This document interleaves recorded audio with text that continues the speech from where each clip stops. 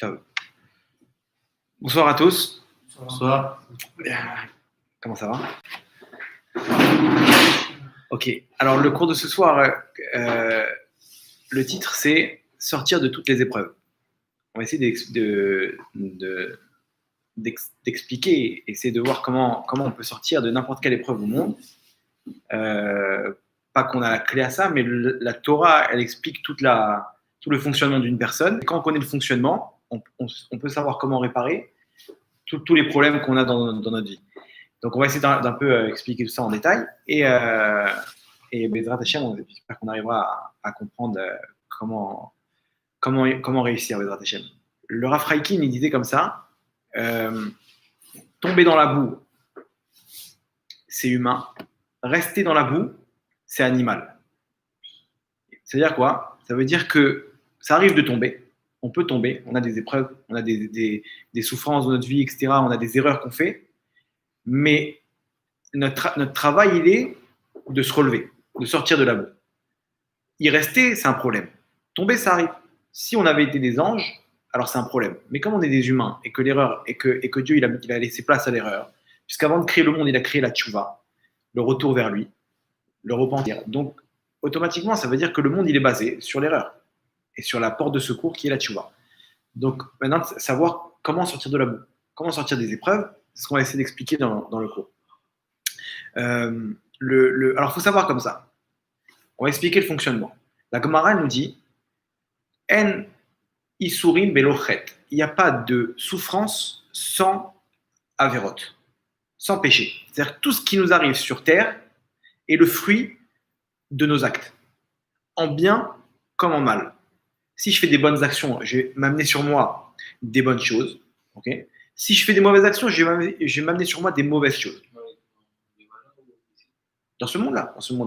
Non, en fait, c'est relié. Ce que je fais, il y a une force spirituelle qui influence dans les mondes d'en haut, et il y a un retour. Ça crée un dégât qui va se répercuter sur moi. Quand? Peut-être dans 10 ans.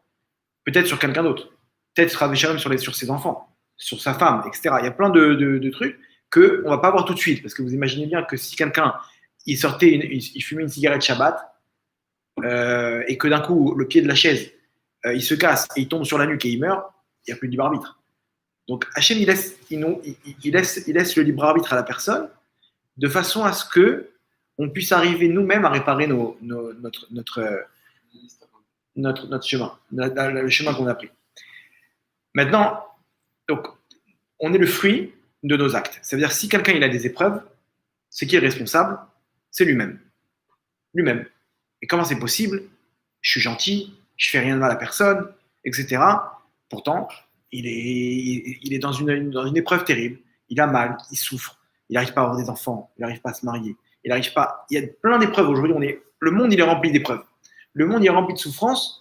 Et on peut lui dire, sache un truc, que selon la Gemara, selon la Torah, Hachem, il ne fera pas sans raison. C'est sûr qu'il y a une raison. À nous de savoir quelle est la raison. Si on arrive à réparer ça, l'épreuve, elle tombe. C'est-à-dire on arrive à faire descendre l'épreuve. La souffrance, elle s'annule. Pourquoi? Parce que le but, vous comprenez bien, le but, c'est pas de frapper. Dieu, il a créé un monde où il nous place dans ce monde-là, il nous fait souffrir. Si c'est ça, alors c'est inverse avec toute la Torah. La Torah qui est que miséricorde et qui est que bonté, combien il faut donner à son prochain, etc. Celui qui nous a transmis cette Torah, Dieu, lui, il n'est pas comme ça, il est cruel. Ça ne rentre pas avec le discours de la Torah. On nous demande d'aider les pauvres, on nous demande même quand quelqu'un il doit labourer son champ, quand il va cueillir maintenant le blé de son champ, s'il fait tomber des tiges de blé, il a une mitzvah de les laisser. Pourquoi? Parce que les pauvres ils vont arriver derrière et ils peuvent prendre ce blé-là. Il a une mitzvah de laisser. Sois large avec ton entourage, etc. Quoi, ça c'est le discours de la Torah, et celui qui nous a transmis ça, lui, il n'est pas large, il est cruel avec nous. C'est impossible. Le but, c'est pas de frapper. Le but, c'est qu'une personne, quand elle vient dans ce monde-là, elle doit arriver à réparer sa neshama. On lui donne un challenge. Hachem, il lui dit, viens. Il prend la neshama. Il lui dit, maintenant, tu vas redescendre sur terre. Tu auras telle famille, tu auras tel père, telle mère, tel entourage, telle école, telle ville, telle rue, tel truc, etc. Et tu devras arriver à telle et telle mission. Tu es prêt ou pas? Et la neshama, elle est prête. Elle ne veut pas descendre sur terre, mais si Hachem lui demande, elle y va. Et c'est pour ça qu'une personne, quand elle fait du mal, elle sent qu'elle a une boule au ventre. Pourquoi? Parce qu'elle se rappelle. Maintenant, on lui fait oublier toute la mémoire. On lui efface sa mémoire pour qu'elle puisse avoir un libre arbitre. Parce que si on se rappelle de tout, exactement, dans le ventre de la mère, l'ange, il vient et il lui met le doigt, c'est pour ça qu'on a ici un creux, il lui met le doigt sur le truc pour lui faire oublier, pour lui effacer toute sa mémoire, et il vient dans ce monde-là, il ne se rappelle plus de rien, et c'est à lui de jouer maintenant. Hachem, il va l'aider, il va lui donner les pistes, mais il a un libre arbitre de choisir entre le bien et le mal. Ok. Maintenant, quand une personne, donc, on a dit que c'est le fruit de toutes ces avérotes, Dieu il la met sur terre pour réparer sa neshama. Ok. Pour réparer sa neshama, pour réparer son âme, il vient sur terre et il doit arriver à un niveau supérieur dans les mondes d'en haut une fois qu'il part de ce monde-là. C'est-à-dire que ce monde-là, c'est juste ce qui va nous permettre d'avoir une place dans le monde futur. En fait, il n'y a pas de mort. Sur la Torah, tout commence à la mort. Ici, c'est l'entraînement, c'est le test. Le test, tu as reçu une note, par rapport à cette note-là, par rapport à ton bac, tu peux faire médecine, tu peux être accepté dans les meilleures écoles. Ce monde-là, c'est exactement pareil. À la fin, on a une note. Par rapport à ça, dans les mondes d'en haut, on peut être accepté dans plusieurs mondes spirituels et continuer à l'éternité. D'accord? Donc,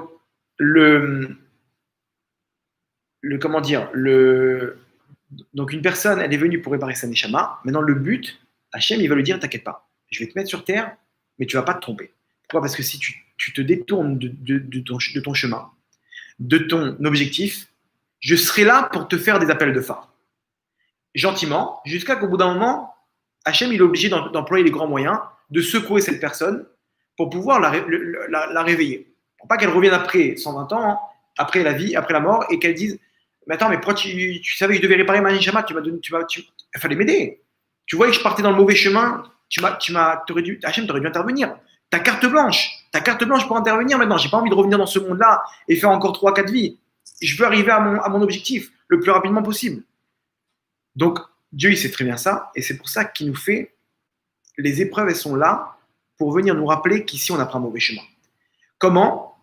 Regardez encore, comment l'objectif, c'est pas de frapper. Les épreuves qu'on a, c'est mesure pour mesure. Dans la Torah, c'est mida, keneged, mida. Mesure pour mesure. Ça veut dire quoi? Ça veut dire, je vous raconte une histoire que la Gemara nous explique. La Gemara, elle nous ramène l'histoire de Ravuna. Ravuna, c'était un grand sadique. Vous imaginez qu'il n'avait pas d'avérote, il n'avait pas beaucoup d'avérote. Et pourtant, un jour, son champ, il avait une vigne. Tous ses tonneaux de vin, ils ont tourné au vinaigre. Donc lui, il ne s'emballe pas, il ne s'énerve pas, il sait que tout vient d'en haut. Si Hachem, il a fait en sorte que mon vin il tourne au vinaigre, c'est pour une raison. C'est quoi la raison? C'est à moi de chercher. Il cherche, il ne trouve pas.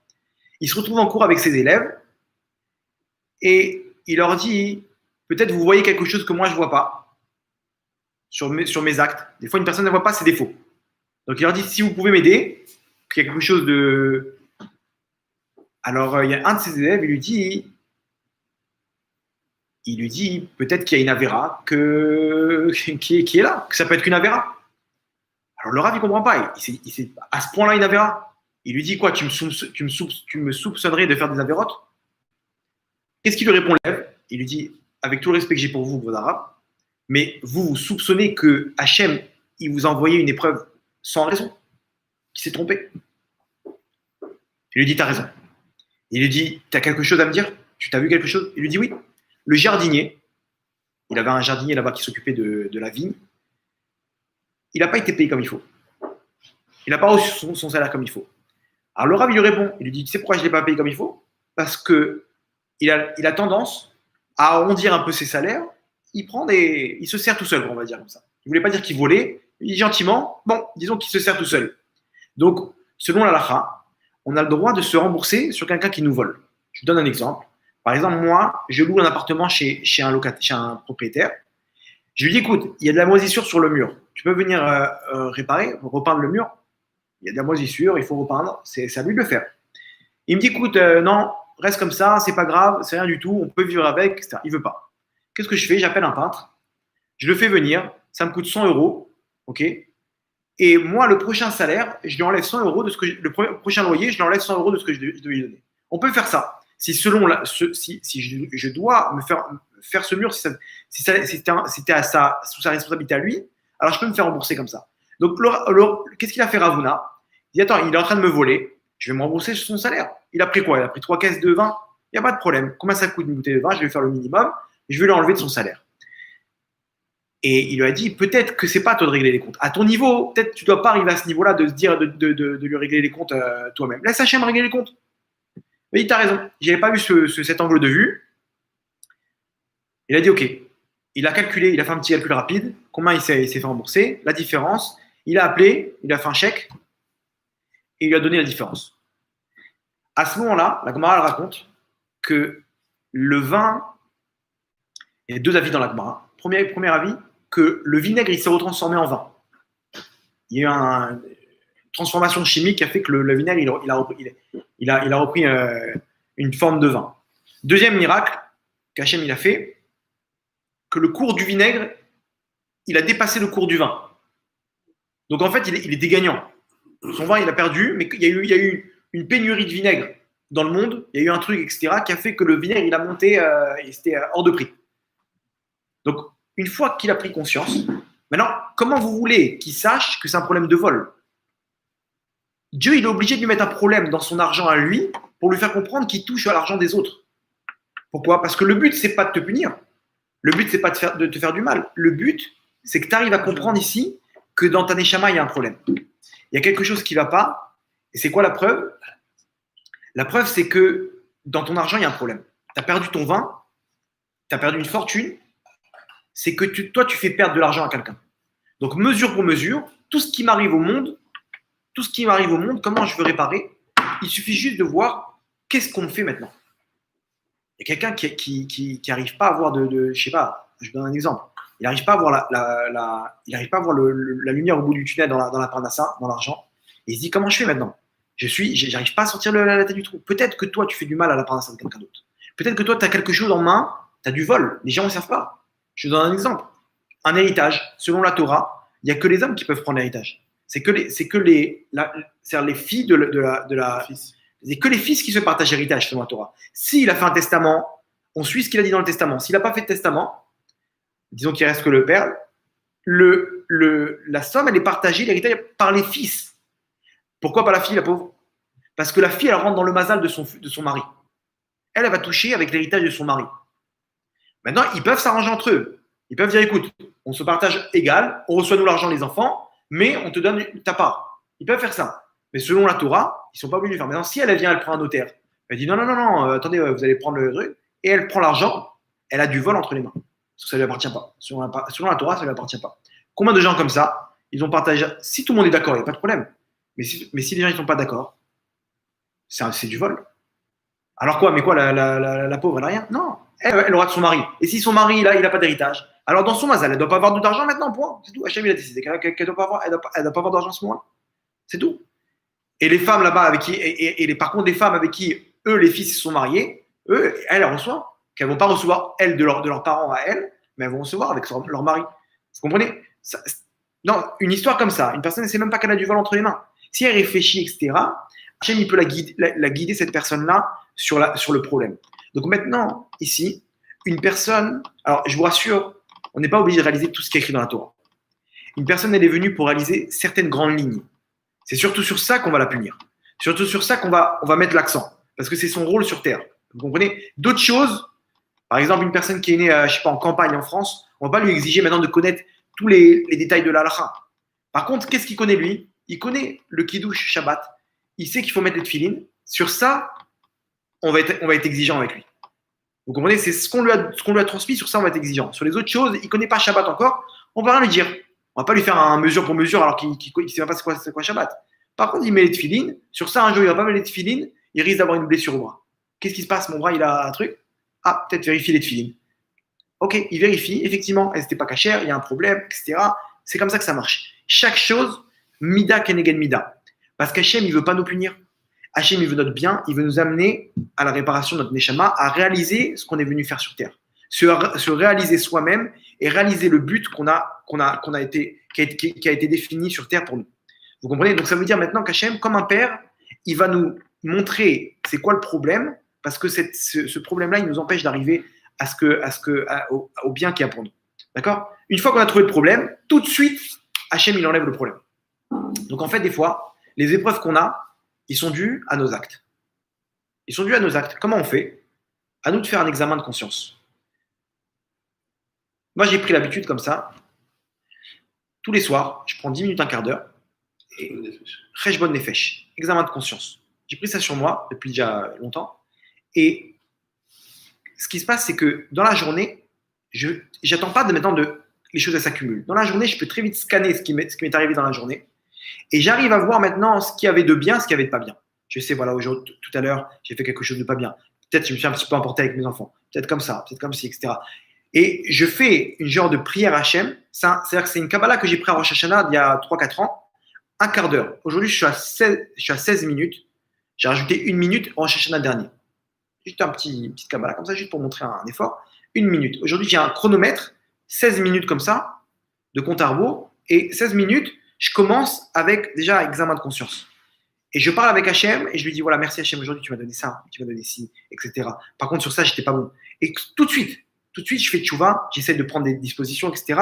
Et après, je prie Hachem, j'ai mes demandes personnelles à moi, etc. Tous les soirs. Des fois, je rentre très tard, etc.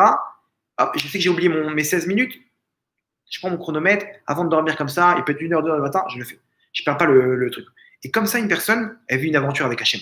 Pourquoi? Parce que maintenant, j'ai vu des choses, j'ai parlé avec Hachem, j'ai ouvert mon cœur, ce qui allait de bien, ce qui allait dans ma journée, ce qui allait pas, etc. Et le lendemain, je vois la réponse d'Hachem. Ça devient un dialogue, ça devient une aventure de plus en plus. Et une personne comme ça, écoutez ce qu'il dit le Zohar. Le Zohar, il appelle ces gens-là Marana des Chouchbana, le maître de l'examen de conscience, le maître du compte, plus exactement selon la traduction. Voilà, c'est l'araméen. Marana des Chouchbana. Regardez ce qu'il dit le Zohar sur ces gens-là. Je vous conseillerais aussi d'employer cette technique, cette Kabbalah de Bezat Hashem, parce que regardez ce qu'il dit le Zohar. Le Zohar, il dit qu'après 120 ans, une personne, quand elle part de ce monde-là, elle va se faire juger. Il y a 24 tribunaux. 24 tribunaux, l'un au-dessus de l'autre. Plus on monte, plus le tribunal, il est, on va dire, cool. Le premier, on va dire que c'est, etc. Non, ça dépend de nous, comment on a jugé sur Terre, comment on s'est comporté. On se retrouve dans un tribunal plus ou moins sévère. Ok? Le Zohar, il dit, si une personne voit qu'elle monte, et que l'ascenseur, il continue à monter, c'est quoi? Il n'y a pas une salle là, on va pas me truc? Non, on ne le dépose pas dans un tribunal. Il monte, jusqu'à qu'il a dépassé les 24 tribunaux. Le Zohar, il dit, ça veut dire qu'il va être jugé par Hachem en personne. Et le Zohar, il dit, celui qui est jugé par Hachem, il est sûr de sortir gagnant du din, du jugement. Pourquoi? Parce qu'Hachem, il juge tout le temps favorablement. Si on tombe sur Hachem, on a tout gagné. Si vous voyez que l'ascenseur, il continue de monter après 120 ans, après la mort, etc., c'est bien. C'est que vous êtes dans le truc. Et là, quand quelqu'un il est jugé par Hachem, il sort gagnant du jugement. Hachem directement Gan Eden, il vient, mon fils, comment ça va, je te retrouve, etc. Allez, viens, qu'est-ce que tu veux? VIP. Vous comprenez? Maintenant, le Zohar, il dit comment on mérite d'arriver à ça? Si une personne dans ce monde-là, elle était Marana des Chouchbana, le maître de l'examen de conscience, qui arrivait tout le temps à créer cette relation avec Hachem. Dans ce monde-là, tu as créé une relation avec Hachem, une aventure.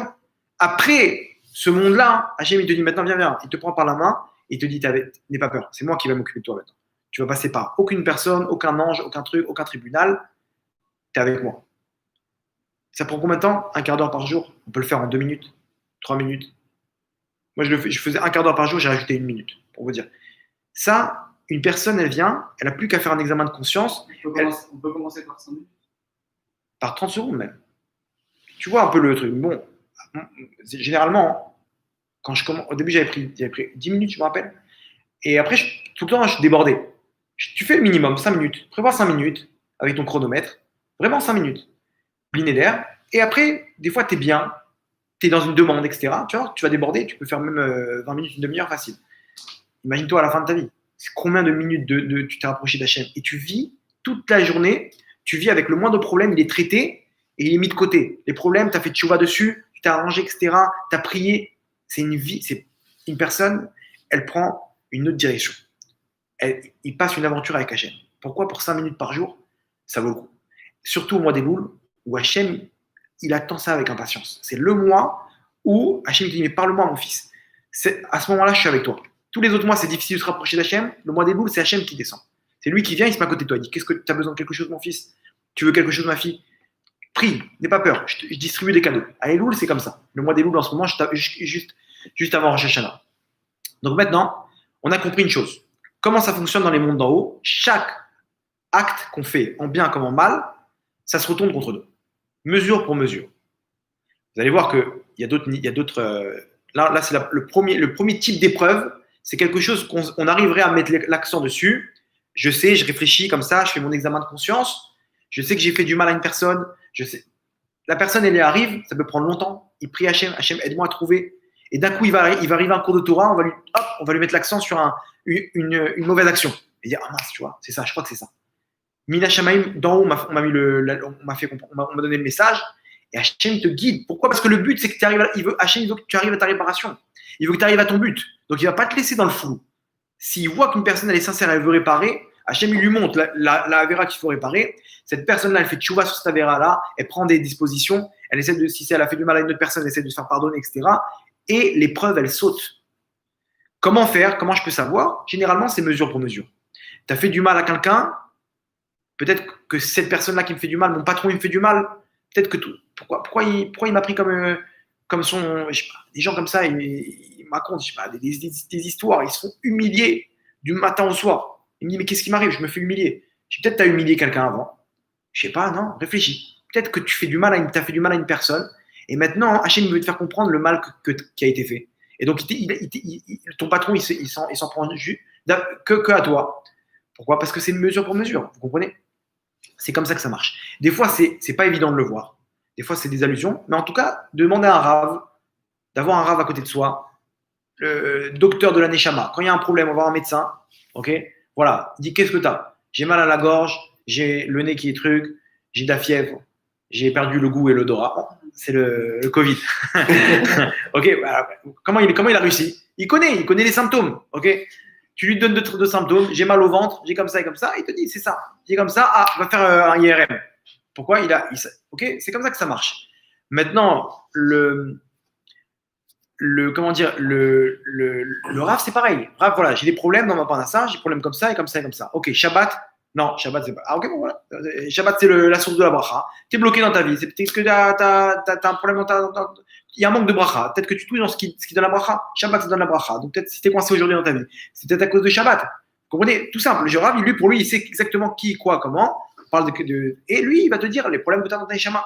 S'il trouve pas, il va envoyer un Rav plus haut. Mais à la fin, une personne, Hachem, il va la guider dans ses pas. Il y avait un couple, ils n'arrivaient pas à avoir d'enfants. Pendant une vingtaine d'années, ils n'arrivaient pas à avoir d'enfants. Ils ont fait tous les traitements au monde. Vraiment, ils sont partis, le dernier traitement qu'ils ont fait, c'était en Australie.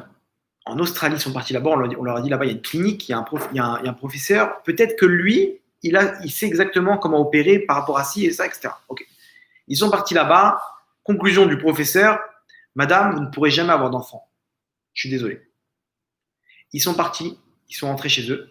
Et là-bas, les deux, ils font dans l'arbre. Rien qu'ils posent le pied chez eux, ils se disent, voilà, cette maison-là, elle va rester vide. Il n'y aura plus rien. Il n'y a plus un son de bruit, pas un bruit d'enfant qui va crier, qui va sauter. Comme une pharmacie. Rien. Silence, de mort. Les deux, ils ont fondu en larmes. Et là-bas, la personne, il lève les yeux vers le ciel et dit, mais Hachem, mais si j'ai fait quelque chose de mal, montre-le-moi, je veux réparer. Il a fait une prière du cœur comme ça, je veux réparer, juste montre-moi quoi. Il finit de parler et il réfléchit comme ça et il se dit, peut-être j'ai fait du mal à quelqu'un. Et il réfléchit, bingo. Il se rappelle d'une femme de ménage à la yeshiva où il était. Elle venait avec ses enfants faire le ménage. Et alors lui, il étudiait, et les enfants, bon, ils courent, ils rigolent, ils sautent, ils jouent à cache-cache en plein milieu, etc. Un jour, les gens, ils se sont dit, bon, il faut lui faire comprendre que c'est pas un lieu pour des enfants. Ils sont partis la voir, et lui, il a dit, vous savez quoi? Moi, je vais lui parler. Je vais lui dire un peu, lui, il avait un peu plus de cran que les autres. Il lui a dit, ah, merci beaucoup, grâce à vous, la yeshiva, elle est propre, elle était toute contente, la femme de ménage. Il dit, par contre, je vous dis la vérité, Avec les enfants, on a du mal à se concentrer, on a besoin de beaucoup de concentration, etc. Et c'est très dur pour nous. Si vous pouvez les laisser à la maison, c'est pas un endroit pour eux. Je pense il faut faire quelque chose, etc. Et tout. Donc, elle dit, il n'y a pas de problème. Et elle lui dit une phrase. Elle lui dit, bon, vous savez comment c'est les enfants. C'est un peu, oui, je sais, c'est pour ça. Je me dis que, elle dit, en tout cas, j'espère que vous n'aurez jamais de problème avec vos enfants. Maintenant, lui, il a pas mal pris. Il se dit quoi? C'est-à-dire, elle lui a fait une bénédiction que vous n'ayez jamais de problème avec des enfants turbulents. Mais en fait, elle avait tellement mal au cœur que c'était pas une bénédiction. C'était plus une malédiction. Toi, tu fais en sorte que maintenant je dois ramener mes enfants, que mes enfants ils dérangent. Toi, tes enfants, ils dérangeront pas. Et 20 ans, il a toujours pas d'enfant. Il se rappelle de ça et se dit, il va savoir si elle a pas mal pris. Hachem, il lui a envoyé un coup d'éclat, un flash dans sa tête. Il est parti, il s'est mis à la recherche de cette femme. Et il part avec sa femme, il la retrouve. Il part, ils vont acheter là-bas un panier avec des produits de beauté, des chocolats, des machins, etc. Ils arrivent, ils tapent à la porte. Et il la voit, cette femme. Et il lui dit, bon, bonjour, machin, vous vous rappelez de moi, etc. Vous êtes femme de ménage, à l'époque, à l'Yeshiva, j'étais élève, regardez, je suis marié maintenant. Comment ils vont vos enfants, et trucs, et machin. Il s'est rappelé même des prénoms et tout. Et il dit, bah, super. Et elle lui dit, vous vous rappelez de moi? Non, lui, il lui dit, elle, vous vous rappelez de moi? Et elle lui dit, je me rappelle très bien. Bon, si elle se rappelle, c'est pas bon signe. C'est que vraiment, elle avait une grosse rancune. Et il lui dit, voilà, je m'étais un peu emporté, je lui avais dit des choses. Elle dit, oui, je me rappelle très bien. Et elle lui dit comme ça, sache que j'oublierai jamais ce que tu m'as dit. Elle lui dit, mais pourquoi? Elle lui dit comme ça, sache qu'à l'époque, mon mari et moi, ils nous ont laissé 1 mois pour payer le loyer, sinon on était à la rue. J'avais pas de quoi payer la babysitter, j'étais obligé de prendre mes enfants avec moi, j'étais obligé de faire des heures supplémentaires, mon mari aussi, etc. On avait 1 mois et j'avais plus d'argent, j'avais plus un centime en poche. Maintenant, toi, tu viens m'annoncer, attends, c'est où tu viens sans tes enfants ou tu viens pas. Tu nous déranges. Imaginez-vous la mauvaise nouvelle qui lui annonce. Donc, va trouver une babysitter, etc. Elle a eu honte, elle se dit, je vais aller là-bas et je vais déranger. J'ai dérangé des gens qui étudient, etc. Elle a mal pris. Ce type-là, il m'a enlevé tout mon truc. Ils ont galéré dans la. Et chaque fois qu'ils galéraient à cause de cette histoire-là, parce qu'à cause de lui, elle a dû arrêter de travailler, elle a dû trouver une babysitter, etc. Elle voyait ça à cause de lui. Donc toute la rancune, elle s'est créée une rancune énorme. Et la phrase qu'elle lui a dit, elle a trouvé une force. Et lui, il lui a dit, je vous demande pardon, etc. Machin. Elle a dit, bon, ok, je vais essayer. Non, il a dit, il n'y a pas, je vais essayer. Il s'est mis à genoux, en pleurs. Il a dit, ça fait 20 ans qu'on n'arrive pas à avoir d'enfant. Elle dit, ah bon, elle ne savait pas. C'est quoi à ce point-là, etc. Non, je vous pardonne, il n'y a pas de problème, etc. Dans l'année, il a fait la brit mila de son premier fils. Dans l'année, après 20 ans de mariage. Et ben au Hachem, après il a eu des jumeaux, etc. Il a rattrapé le temps perdu. Mais ici, tout ce qui nous arrive, c'est à nous d'intervenir parce que c'est entre nos mains. Ok? Très bien. Comment le faire? Mesure pour mesure. On essaie de chercher quel est le mal que j'ai pu faire. Par rapport à ça, de réparer. Et à ce moment-là, l'épreuve, la souffrance, elle saute. D'accord? Mesure pour mesure, c'est comment le faire? Une fois par jour, c'est de prendre conscience. Qu'est-ce que j'ai fait aujourd'hui? Qu'est-ce qui va pas? Pour pouvoir y arriver. Vous allez me dire maintenant, attends, il y a une faille dans ton raisonnement. Pourquoi? Parce que comment t'expliques qu'il y a des bébés qui souffrent? Quoi? Ils ont fait des avérotes, ils ont fait du mal. Il vient de naître, il est Chad Shalom. Des enfants, des fois dans le ventre, ils partent. Ils sont nés handicapés. Ils sont nés Chad Shalom, des histoires. Quoi? Tu vas me dire que lui, il a fait des mauvaises actions pour pouvoir mériter ça? Il y a un problème là dans ton raisonnement. Donc ça veut dire que des fois une personne elle se dit, mais attends, mais moi j'ai été gentil toute ma vie, je vois pas, je fais mon truc, etc. J'ai une épreuve qui part pas. Ça c'est un autre cas, c'est un autre dossier. Qu'est-ce qu'on répond à ces gens-là? C'est ça. Selon la Kabbalah, on parle d'anciens Gilgulim. C'est quoi les Gilgulim? Des réincarnations. Chaque chose qui nous arrive dans ce monde-là, c'est le fruit. Maintenant, on va rajouter un détail de ce que j'ai fait dans ce monde-là et ce que j'ai fait dans une ancienne vie. Quand un bébé est né handicapé, c'est que ici, la souffrance qu'il doit avoir avec cet handicap toute sa vie, elle vient réparer le mal qu'il a fait dans une ancienne vie. Il n'y a pas de hasard, il n'y a pas d'injustice. Une personne qui vient et qui fait plein d'avérotes et qui est riche et que tout lui sourit, c'est qu'Hachem, il l'a renvoyé dans ce monde-là pour lui payer ses mitzvot, ses bonnes actions. Mais ici. Ouais, il n'a pas mis directement Gaden. Non, parce que peut-être qu'on n'a pas eu. Parce que peut-être qu'il a trop peu d'avérotes, de mitzvot pour pouvoir aller au Gan Eden. Donc Hachem préfère le renvoyer dans ce monde-là et de finir son compte de mitzvot. C'est ça, c'est ce qu'il fait généralement. Mais ici, le compte, il est comme ça. C'est que généralement, une personne, elle a ou le Gan Eden ou le Gehinnom. Elle ne peut pas avoir les deux. C'est-à-dire que ou cette personne-là, elle est tzaddik, et qu'est-ce qu'on fait? On va lui donner son Gehinnom, les avérotes qu'elle a fait, on va lui faire payer dans ce monde-là. Ou une personne, elle fait plein d'avérotes, et le peu de mitzvot qu'elle fait, on va lui mettre dans ce monde-là. Comment? Cette personne-là, elle fait plein d'avérotes, etc. Mais on va lui donner une belle voiture, un bon poste, une belle femme, une belle maison, etc. Comment il mérite tout ça? Tu m'as dit tout vient de nos actes. Oui, on va lui payer dans ce monde-là le monde futur qu'il aurait dû avoir. Il va arriver en haut, bredouille. Direction Gehinnom direct. Ou rebelote, tu repars. Mais quoi? Mais j'ai mis les tefilines. Ah oui, ta maison que tu as eue, c'était pour ça. Ah bon? Quoi, tu crois que tu méritais une maison après tout ce que tu faisais? Et quoi? J'allais à des cours de Torah. Et voilà, la villa que tu avais, c'était ça. Quoi? Et la voiture, et le truc, et le bon poste, tout ça, c'est payé. Un tzaddik, quelqu'un qui fait des bonnes actions et qui souffre, on lui fait payer le peu d'avérotes qu'il a dans ce monde-là. Comme ça, il arrive en haut, directement en Gan Eden. C'est le Kavala ou le Pigma? Non, c'est même écrit, c'est un passage dans la Torah.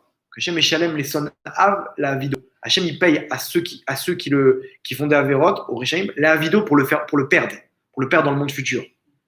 Meshalem les son av la vido, pour les faire perdre.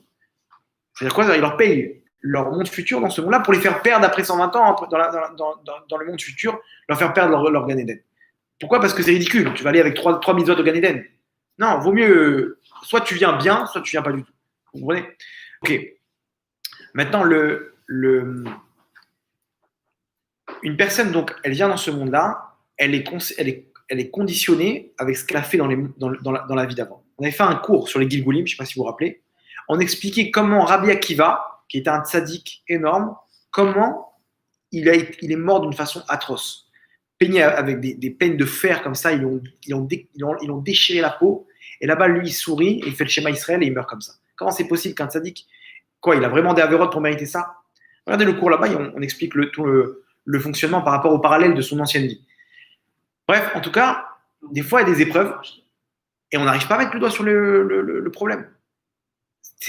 La personne, elle vient, elle dit, mais j'ai tout fait. J'ai essayé de réparer ci, j'ai essayé de réparer ça, j'ai essayé de prendre sur moi telle mitzvah. Je croyais que c'était ça, j'étais sûr que c'était bon. J'ai changé les mezuzot, j'ai fait ça. Rien à faire. Il n'arrive pas à s'en sortir. Là, c'est un peu plus compliqué. Et on va expliquer comment ça marche. Ok? Regardez comment je vais vous expliquer le fonctionnement de la neshama, de la vie d'une personne, par l'intermédiaire d'un exemple. Une histoire d'un roi qui voulait donner sa fille à marier.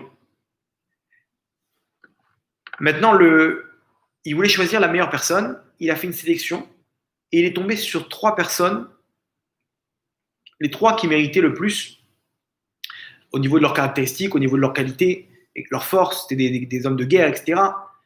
Il s'est dit, ces 3 personnes-là, ils méritent. Maintenant, qui choisir? Je ne sais pas. Il leur a fait un challenge. Ce challenge, c'est quoi? Il y avait une genre de vallée comme ça, dans l'obscurité, nuit noire, complet. Une pluie battante, des éclairs, et il leur dit comme ça. Celui qui arrive au bout, il méritera de se marier avec ma fille. Maintenant, pour y arriver, sachez qu'il y a des obstacles. Il faudra surmonter les obstacles. C'est quoi les obstacles? Il y a des trous.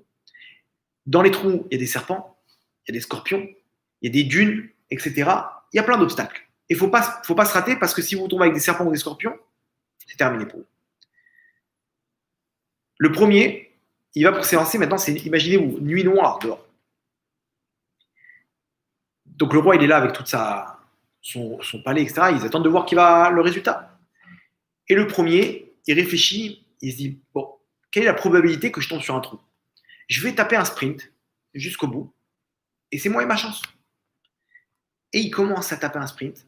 En même temps, l'avantage, c'est quoi? C'est que s'il y a un serpent au soi, quand tu fonces, il ne peut pas t'attraper, quoi. Il tape un sprint, et d'un coup, ils entendent crier, il est tombé dans un trou. il s'est ramassé, terminé, éliminé. Il le sort du trou, il le met de côté et tout. Le deuxième, il réfléchit, il dit, quand ils ont fait ce parcours, ils ont dû sûrement penser à ça. Ils ont dû faire en sorte qu'il n'y a aucun passage en ligne droite. Donc il s'est dit, je vais faire exactement la même technique, mais en diagonale. Je vais essayer de faire des zigzags, ok, pour y arriver. Et c'est ce qu'il fait. Il tape un sprint en zigzag. Et effectivement, on ne l'entend pas. On entend qu'il se rapproche de la ligne d'arrivée, mais au bout d'un moment, il tombe. Et effectivement, la probabilité, elle était là. Il y a beaucoup d'obstacles. Il est tombé, pareil, serpent et compagnie. Et il le ressort du trou, éliminé. Le troisième, il regarde un peu la situation. Il pleut, il y a des éclairs. Et il voit que quand il y a un éclair, il y a un moment de lumière. Un moment où tu vois ce qui se passe. Ok ? Il se retourne vers le roi et lui dit, on est chronométré, on a un temps. Le roi lui dit, tu as toute la nuit. Il dit, ok, il n'y a pas de problème. Il se met devant la ligne de départ et il attend. Premier éclair, il voit devant lui les 2-3 premiers mètres. Et il avance. Et il attend. Il attend encore un peu. Un autre éclair. Et il voit quoi maintenant? Il voit que devant lui, dans les 2-3 premiers mètres, il y avait un trou. Donc il prend à gauche. Et il continue comme ça, étape après étape. Jusqu'à qu'il arrive, après 2 heures, il arrive à la ligne d'arrivée. Et comme ça, il a mérité la fille du roi. Cet exemple-là, cette histoire, c'est exactement l'histoire de la vie d'une personne. La vie d'une personne, elle est dure. Il y a des épreuves, il y a des choses qu'on ne mérite pas, qu'on se dit nous-mêmes comment c'est possible. Pourtant, on est venu pour arriver à réussir ce challenge. On doit arriver à la ligne d'arrivée. Comment le faire? Il y a des moments dans notre vie de lumière. Il y a des moments d'épreuve, des moments qui sont durs, mais il y a des éclairs comme ça. Des fois, il faut savoir être patient. La Emouna, c'est savoir des fois être patient. Quelque chose, nous, on veut tout de suite. Et on se dit, pourquoi j'arrive pas à sortir de mon épreuve? Il faut savoir qu'il y a des moments. Est-ce que si ça fait genre. Ça dépend en fait. Ça fait 2 mois, je suis prêt à faire un travail et tout, après le corona, je trouve pas. Ça veut dire qu'il faut que je préfère, il m'envoyer un meilleur truc. Exactement. Ou que tu n'as pas besoin de travailler pour l'instant. Je continue après. Mais exactement. Pourquoi? Parce que ici, cette épreuve-là, on veut voir ta Emouna. On veut voir ton truc. Comment tu vas réussir à prendre cette épreuve-là avec la Emouna? On va parler maintenant. La Emouna, c'est comment on arrive à régler ce type d'épreuve-là. Maintenant, revenons à ce qu'on disait. On disait qu'une personne, elle voit tout noir. Ça, c'est les épreuves qu'elle a dans sa vie. Les épreuves qu'elle a dans sa vie, elle a l'impression de voir tout noir. C'est pas possible, j'arrive pas à voir le bout du tunnel. Mais dedans, il y a des éclairs. 2-3 pas. Après, il attend encore un peu, après encore 2-3 pas, jusqu'à temps qu'il arrive à la ligne d'arrivée. Et la ligne d'arrivée, c'est la sortie des épreuves. Et chaque personne, on va voir comment y arriver, chaque personne, elle vit une période d'épreuve dans sa vie, parce qu'elle est venue pour réparer. Maintenant, comment y sortir? Il faut s'armer de patience, petit à petit, étape après étape, et on y arrive. Et quand on y arrive, la personne, elle sort de l'obscurité à la lumière. Chaque épreuve, ça demande de la patience. Il y a des épreuves, des périodes d'épreuves comme ça, on peut y arriver, ça dépend d'une seule chose. Ça, c'est la solution. Maintenant, c'est en plus d'essayer de trouver l'acte qui fait que j'ai cette épreuve, il y a une deuxième chose dans ce type d'épreuve-là, c'est la Emouna. La Emouna, c'est quoi? La Emouna, c'est la foi en Dieu. De se dire que tout ce qui m'arrive sur Terre, elle est destinée. Même ça, depuis Rosh Hashanah dernier. C'est destiné. Tout ce qui doit m'arriver, c'est écrit. Ok. Maintenant, mon comportement, il n'est pas écrit. Moi, je peux faire en sorte de tout changer. Une personne qui est venue pour réparer une chose, je vous donne un exemple. Une personne qui a fait du mal à sa femme dans une ancienne vie. Il a massacré. Il était en couple avec elle, et il a fait vivre un enfer. Et il vient dans ce monde-là, il va tomber sur une femme qui va lui faire les mêmes souffrances. Maintenant, lui, le but, c'est quoi? C'est d'arriver à comprendre qu'ici, ces souffrances-là, si Hachem il me les a mis, c'est sûr et certain qu'il y a une raison. Cette raison-là, c'est mon problème à moi. S'il trouve dans ce monde-là, tant mieux. Sinon, c'est dans une ancienne vie.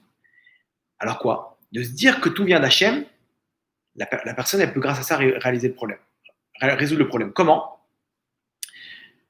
L'aïmouna, c'est quoi? L'aïmouna, c'est tout ce qui m'arrive sur terre, en bien comme en mal, ça vient d'en haut. Quelqu'un, il a renversé son café sur moi, ok? C'est pas pour rien. Si je m'énerve contre lui, c'est un manque d'émouna. Vous comprenez? J'ouvre le frigo, je vais me faire un café avec un peu de lait. Il n'y a pas de lait. Quelqu'un qui n'a pas d'émouna, il va s'énerver sur toute la terre. Quelqu'un qui a de la émouna, il sait que maintenant, Hachem, il veut que je boive mon café sans lait. Ok? C'est dur. C'est pas comme ça. D'accord. Maintenant, quelqu'un qui n'arrive pas à avoir d'enfant, Hachem, il veut qu'il n'ait pas d'enfant maintenant. Et alors, c'est quoi quand une personne a de la émouna, c'est quoi l'objectif? C'est quand tu sais que tu es avec Hachem, alors Hachem, à ce moment-là, il te sort de toutes tes épreuves. La émouna, il y a marqué celui qui a Aboter Bachem, celui qui a confiance en Hachem, Chesed Yisoveno, le Chesed il entoure. Quelqu'un qui est avec les aléas de la vie, non, j'ai pas d'enfant parce qu'il y a des problèmes. Le médecin, il a dit 1, 2, 3, 4. Hachem, il dit bon, tu es avec les médecins, la solution, elle est avec les médecins. Moi, je suis pas avec les médecins. Hachem, tu m'as mis ce problème, tu peux me l'enlever. Donc Hachem, tu es avec moi, maintenant tout est possible. Écoutez bien, tout est possible. Ça veut dire qu'une personne, toutes les épreuves qu'elle a, Hachem, c'est toi qui m'envoies ça, donc j'ai la émouna que tu peux me l'enlever. Quand on est avec Hachem, tout est possible. Le problème, c'est que nous, on se met des limites. Comment on se met des limites? On s'imagine que c'est que ce médecin qui peut me guérir. On s'imagine que c'est que par ce travail que je pourrais gagner d'argent. C'est faux. Tout est possible avec Hachem. Non, mais attends, mais tu vois bien que si tu n'es pas médecin, tu ne peux pas gagner 30 000 euros par mois. Non, tout est possible. Toi, quand tu t'es borné avec le fait qu'il n'y a qu'un médecin qui peut gagner 30 000 euros par mois, Hachem ne veut pas t'aider. Tu l'as fermé la porte. Parce que s'il t'aide, tu vas appeler ça un miracle. Hachem, il ne fait pas de miracle. Vous comprenez? Donc, maintenant, je vous donne le secret. C'est quoi le secret? C'est Hachem, il est selon ce que moi j'ai déterminé comme limite. Si je crois qu'il n'y a que ce médecin qui peut m'aider, que ce professeur, c'est que là-bas qu'Hachem pourra m'aider. Que par l'intermédiaire de ce professeur. Si je crois qu'Hachem il peut m'aider avec n'importe quelle autre chose, alors Hachem me dit, maintenant je peux t'aider. Tu ne vois pas ça comme quelque chose d'au-dessus de la nature, donc je peux t'aider. Vous comprenez? Un miracle, c'est quoi? C'est quelque chose qui est au-dessus de la nature. Ok? Moi, si j'ai fixé que tout est possible, donc il n'y a pas de miracle. Donc Hachem, il peut intervenir. Mais si j'ai fixé une limite, Hachem, on l'a limité. Il ne peut pas intervenir au-dessus de la nature parce que ça est considéré comme un miracle. Et donc ça va toucher à mon libre arbitre. D'accord? Vous avez compris le principe? Je donne un exemple.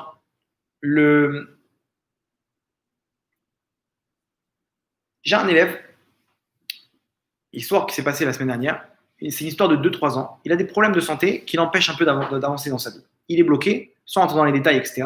Ce n'est pas quelque chose de grave, mais c'est quelque chose vraiment qui lui pose des problèmes pour avancer. Et c'est quelque chose qui peut arriver d'une minute à l'autre.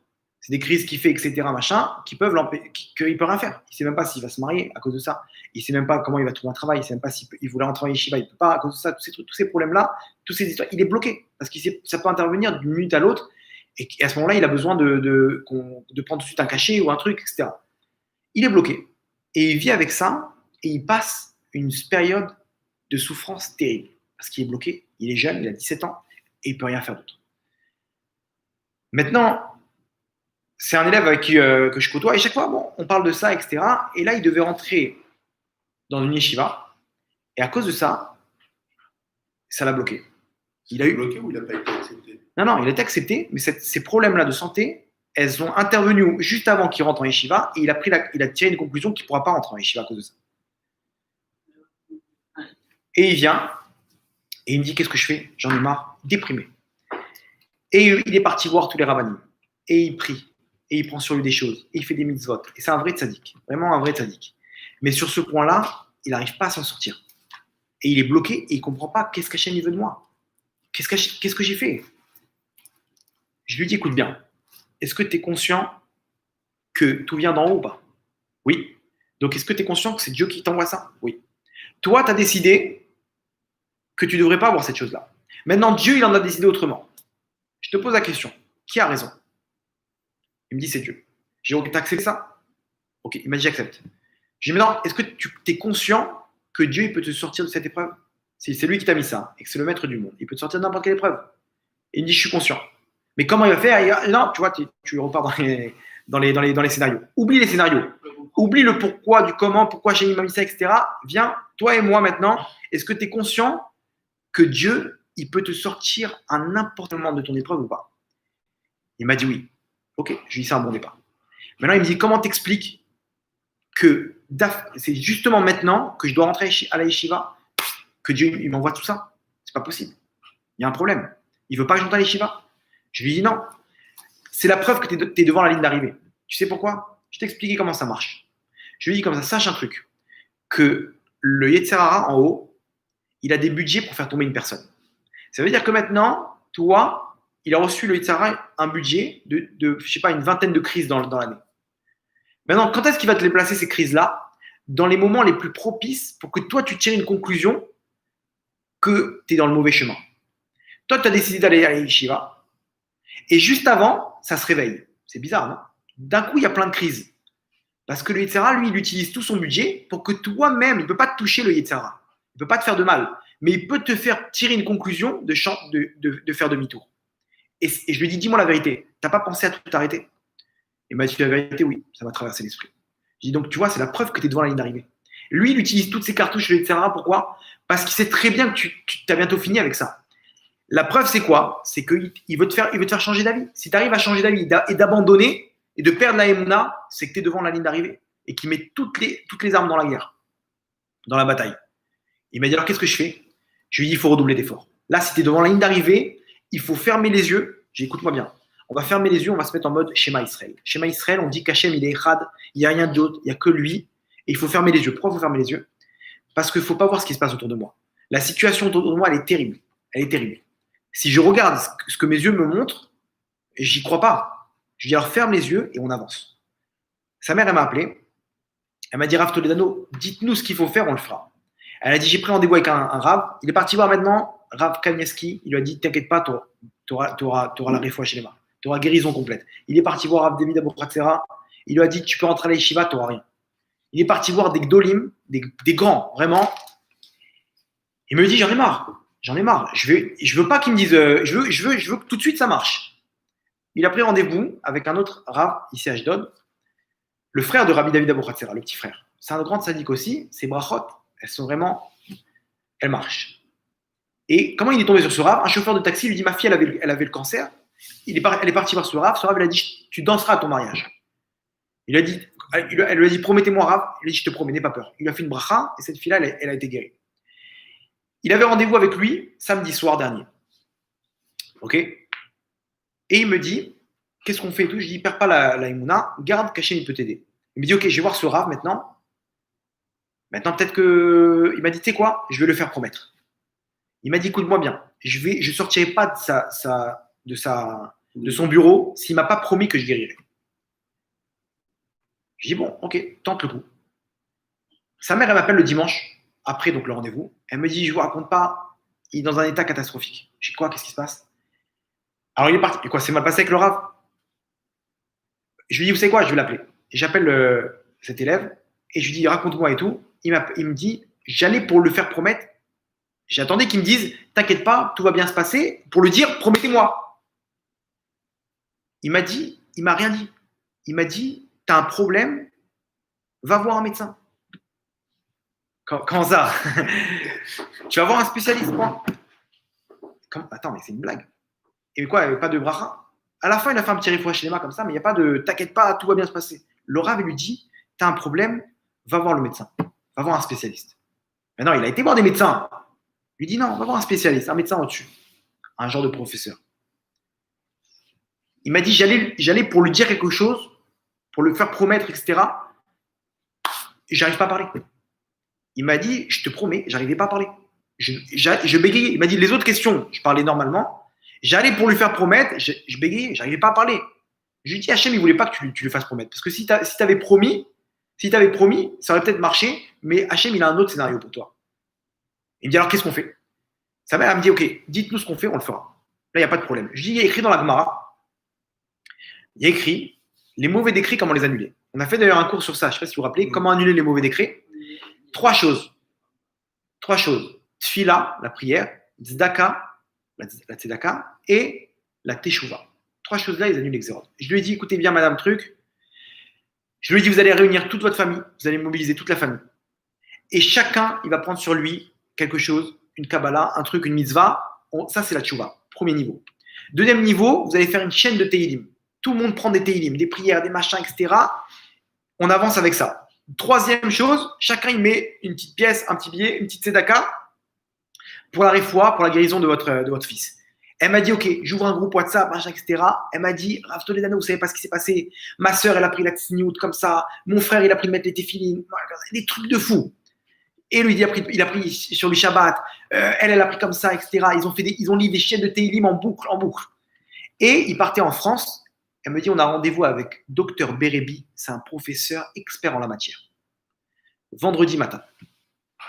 Comment vous l'avez pas connu avant ce professeur? Non, je sais pas, on m'a présenté à droite à gauche, j'ai demandé des contacts, rendez-vous avec ce professeur. Je dis bon, c'est la chance qu'on a, on y va, on va à fond.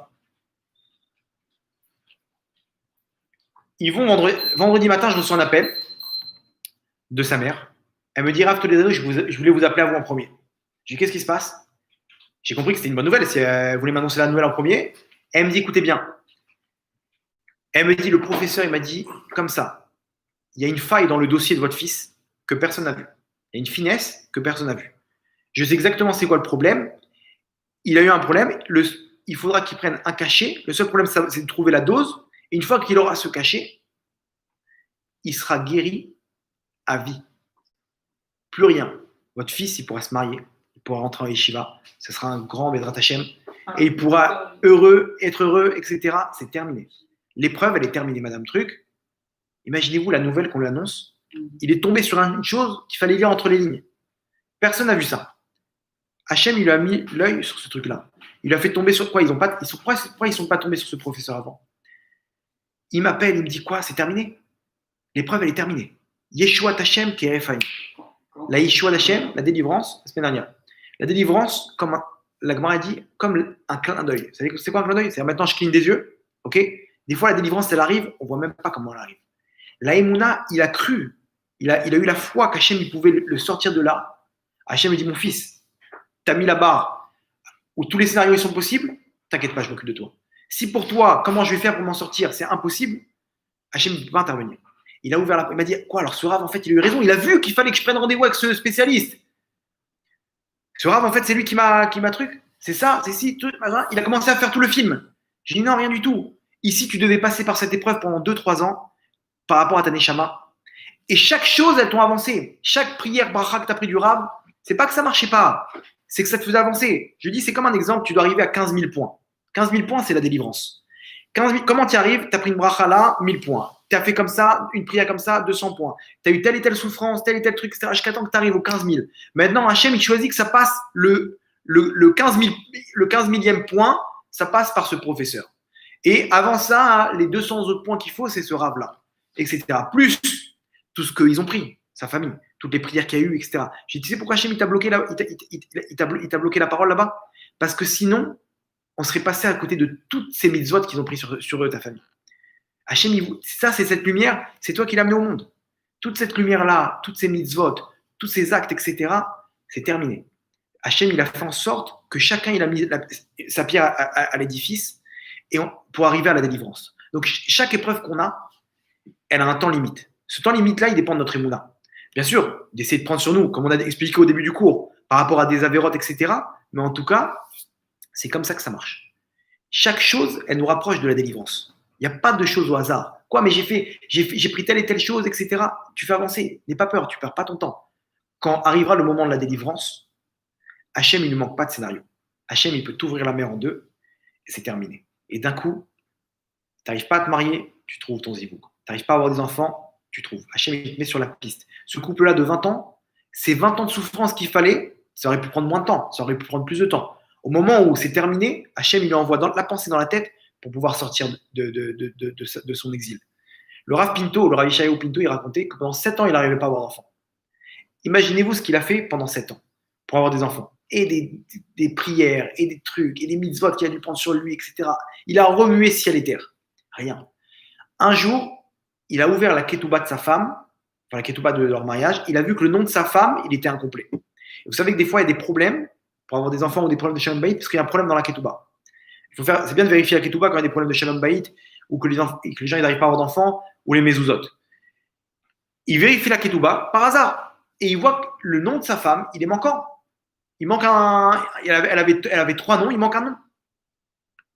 Il rectifie et dans l'année, ils ont eu un enfant. Maintenant, entre nous, vous croyez que c'était ça le problème? C'est grâce à ça? Effectivement, c'était ça le problème qui bloquait tout. Mais il devait passer par 7 ans de tout ce qu'il a fait pour arriver au niveau que sa Neshama, elle arrivait après ces 7 ans de tfilot et de supplication à Hachem et de mitzvot qu'il a pris sur lui, etc. Ces 7 ans-là, ils l'ont amené au moment où l'épreuve elle est terminée, il arrive au niveau qu'il devait arriver pour sa Neshama. Hachem il lui dit maintenant, viens, regarde ta ketouba. Il lui met dans la tête d'ouvrir la ketouba et de voir le défaut.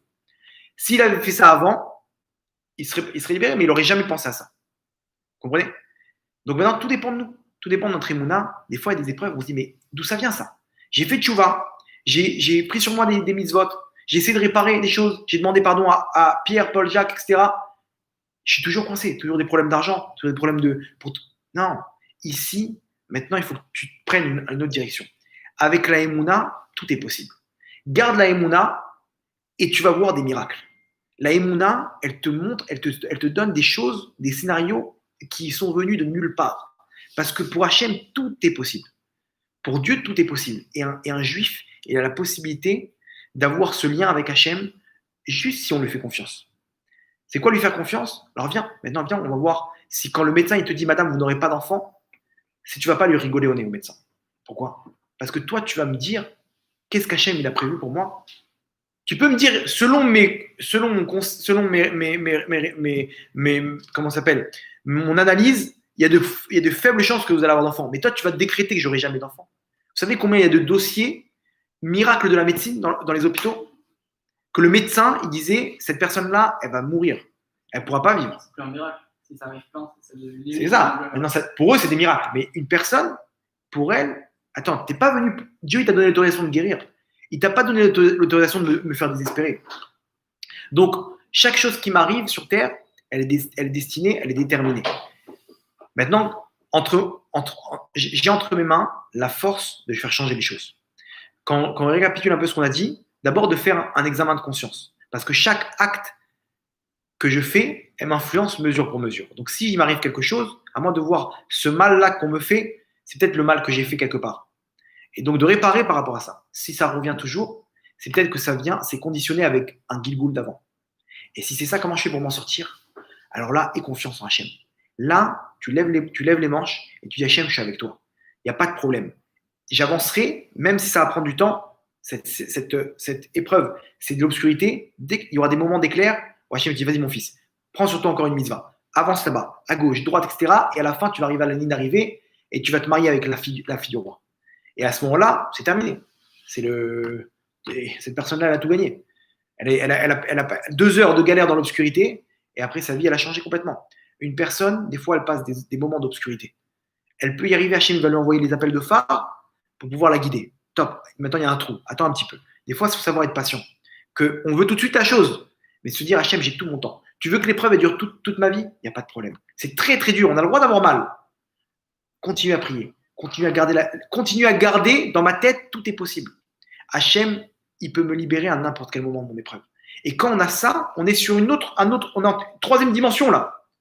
C'est plus la dimension de ce monde. Ce monde, il y a des règles. Tu fais telle et telle chose, tu gagnes tant et tant d'argent. Tu fais telle et telle chose, tu guéris. Il y a des règles. Quand on est avec Hachem, il y a d'autres règles. C'est une 3e dimension, il n'y a plus de règles. On fait tomber les règles. Mais à nous de voir où est-ce qu'on est. Si on croit à ce que le médecin il me dit, que c'est impossible d'avoir des enfants, si on croit à ce que les gens ils me disent, ouais, tu as 34 ans, tu ne te marieras jamais. Mais t'es qui pour me dire ça? Tu rigoles ou quoi? Cette chose-là, elle ne doit pas nous pénétrer. Parce que moi, je suis avec Hachem, tout est possible. C'est à toi de me dire ce qui va m'arriver. Tu n'auras jamais d'enfant, 20 ans, tu n'as pas d'enfant, mais tire une conclusion. Tu ne peux pas dire ce qui va se passer. Tout est possible pour Hachem. Hachem, il ne lui manque pas de scénario. Et le mois des Louls, c'est un mois où Hachem, il est là, il attend qu'on se réveille, il attend qu'on vienne vers lui, etc. Et Hachem, il distribue des cadeaux pendant ce mois-ci. Et à nous d'arriver à Rosh Hashanah, de prier ce qu'il faut, de faire tchouva sur ce qu'on a besoin, et tout est possible. Tout est possible, ça prend le temps que ça prendra, et à nous, ça va de faire après. À nous de garder la Emouna, parce que le Yitzhara, il veut nous faire perdre la Emouna. Il veut qu'on ferme la porte de se dire, laisse tomber, je désespère. Là, à ce moment-là, Hachem dit maintenant, mon fils, je peux plus intervenir. Tu vas fermer la porte. Si j'interviens, c'est un miracle. Parce que pour toi, c'est impossible que ça arrive, la délivrance. Donc, je ne peux plus intervenir. Et un miracle, Hachem, il ne fait pas de miracle. Il n'y a pas de miracle. Il fait un miracle que si vraiment on a beaucoup de mérite. Vous comprenez? Donc Hachem, il te dit, laisse-moi une petite porte pour intervenir. C'est très dur. Une personne qui souffre, qui a des épreuves, etc., il faut lui dire, je te comprends, ça fait mal, tu as le droit d'avoir mal. Mais je te demande juste une chose. Garde la émouna que tout est possible pour Hachem. Tu y crois ou pas? Hachem, il t'a mis ce problème-là, il a écrit qu'avant de mettre le problème, il met le remède. Tu vas y arriver. Et c'est sûr et certain, écoutez-moi bien, je ne connais pas encore une personne qui a souffert toute sa vie. Au bout d'un moment, il a été délivré. À part ceux qui n'étaient pas avec Hachem. Que eux, ils ont fait, il était dans les aléas de la vie. C'est quoi les aléas de la vie? Ça veut dire que si tu fais telle et telle chose, tu as telle et telle mauvaise chose, etc. Donc tu ne vas pas travailler, tu n'as pas d'argent. Quelqu'un qui est avec Hachem, il peut ne pas aller travailler, Hachem, il lui envoie de l'argent. C'est pas un problème pour Hachem. Mais c'est à nous de ne pas nous bloquer. C'est à nous de se dire, il n'y a pas de problème, il faut y aller, il faut commencer à s'entraîner. Entraînez-vous. Je vous dis un exemple, l'année dernière, je devais déménager. On devait louer un appartement. Avec ma femme, je lui ai dit, tu sais quoi, on va chercher des appartements à acheter. Elle me dit, mais t'es malade. Comment tu veux? Dis-moi le scénario. Je dis, non, tu vois, tu rentres dans les scénarios là, laisse tomber. Viens, on s'entraîne à ce que Hachem, il est capable de tout. Viens, on fait en sorte que tout est possible. On part comme si tu as l'argent dans ton compte. C'est vrai? Elle me dit, ouais, d'accord, t'as raison. T'as raison. Ça, ici, on s'est bloqué. Pour nous, on va louer des appartements parce qu'on peut louer que des appartements. On n'a pas les moyens d'acheter un appartement. Donc, ça veut dire quoi? Dans notre tête, on s'est mis des limites. Donc, Hachem, il ne pourra jamais nous envoyer une somme pour pouvoir acheter un appartement. Parce que dans notre tête, on a mis des limites à Hachem. Et vous savez quoi? Pendant une semaine, on a visité des appartements achetés. Et le mec là-bas, l'agent immobilier, il me dit quoi? Il me dit, mais juste, il y avait un appartement qui nous avait plu, etc., qui coûtait très cher. Et je lui ai dit à l'agent immobilier, ok, laisse-moi une semaine et je te trouve l'argent. Il me dit, mais juste, je te pose la question comme ça, j'ai besoin de savoir comment tu vas trouver l'argent. Je lui dis, je dois attendre une somme. Il me dit, comment, d'où? J'ai quelqu'un dans ma famille qui a beaucoup de moyens et qui devrait m'aider normalement très prochainement. C'est juste une question de temps. Ma femme, elle était sérieuse avec moi. Et maintenant, dans ma tête, c'était qui cette personne de ma famille? C'est Hachem. C'est mon papa. Et mon papa en haut qui est là. Il va m'aider. Quoi, il a tout l'argent lui appartient. C'est un problème pour lui d'envoyer une somme à droite à gauche. Une erreur, quelqu'un qui s'est trompé dans un virement bancaire, qui s'est trompé de numéro. D'un coup, tu te réveilles un matin. Bon, il ne manque pas de scénario. La somme n'est pas arrivée. Ma femme elle me dit alors quoi? Alors on n'a pas eu la Yuna, tu crois? J'ai dit non. C'était pas le moment pour acheter cet appartement encore. Mais dans notre tête, on a débloqué quelque chose. Et donc, ça va arriver. Quand on n'est pas pressé. Vous allez voir qu'un prochain coup, je vais vous raconter comment on a acheté cet appartement, Bezrat Hachem. Mais en tout cas, c'est comme ça que ça marche. Une personne, elle va s'habituer à ne pas fixer de limites à Hachem. Arrête de mettre des ultimatums. Arrête de mettre des limites à Hachem. Oui, mais attends, mais si je démissionne, comment je fais? J'ai Shabbat maintenant, je suis obligé de travailler Shabbat. Non, arrête de mettre des limites. Hachem, tu lui dis à ton patron, Kol Touv, bye, moi je fais Shabbat. Et alors? Mais t'inquiète pas pour Hachem la suite. Hachem, il ne manque pas de scénario. Hachem, il va te libérer, il va t'amener quelque chose. Là, parce que là, tu viens de lui montrer par là que Hachem, il est capable de tout. Hachem, il peut m'amener, même si je démissionne, il peut m'amener mon argent, mon salaire. C'est pas un problème pour lui. Donc là, tu viens dire Hachem, tu viens de lui donner l'autorisation d'intervenir dans ta vie. Pourquoi? Parce que tu l'as pas limité. Hachem, jusqu'à présent, tu comptais que sur ce poste pour recevoir ton argent. Maintenant, tu viens, tu dis Hachem, il peut me trouver n'importe quel autre poste. Encore mieux que ça. Le double de ce salaire. Donc Hachem dit, ah, super, maintenant tu vas laisser un petit peu de champ, je vais pouvoir intervenir. C'est comme ça que ça marche. Il faut s'habituer à casser les barrières. Tout est possible. Quand un juif il pense comme ça, il peut ouvrir la mer en deux. C'est comme ça que les bénis Israël ils ont réussi à sortir d'Égypte. Et chacun il a son exil en Égypte, chacun il peut sortir de ça. Tous les jours on doit répéter la sortie d'Égypte. Souviens-toi de la sortie d'Égypte. Tout le temps, on doit se rappeler, dans le schéma, on le dit 4 fois par jour le schéma. 2 fois pour ceux qui... 4 fois par jour, on doit se rappeler de la sortie d'Égypte. Pourquoi? Parce que c'est notre quotidien. On a notre Égypte personnelle et les bénis Israël, ils sortent d'Égypte. Comment? Rien qu'avec l'Aïmouna. C'est comme ça que ça marche. Donc, Bezrat Hachem, qu'Hachem nous donne la force de pouvoir avoir toutes ces armes, Bezrat Hachem, pour sortir de n'importe quelle épreuve et qu'Hachem nous apporte l'abondance et la délivrance pour chacun d'entre nous. Avec la délivrance de l'âme Israël, Bezrat Hachem. Baruch Adonai Leolam. Amen, amen.